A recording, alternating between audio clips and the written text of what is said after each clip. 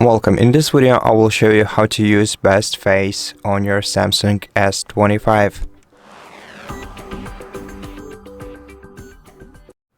So to improve your selfie or a group image quality by adjusting the faces or the face, you're gonna have to open your camera and first tap the 4 circles icon in the bottom right corner and enable motion photo by tapping on this icon.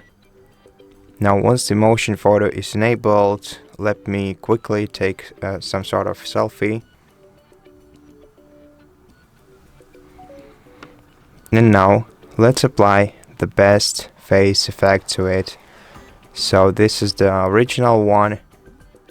Now let me tap the edit icon, then tap the 4 circle icon, which is the last tab on the list, and now here select best face.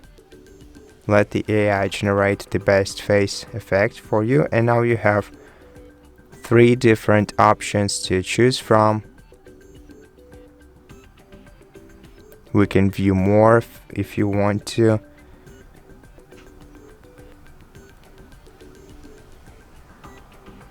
And now here we can choose the face effect that we want to apply to this photo.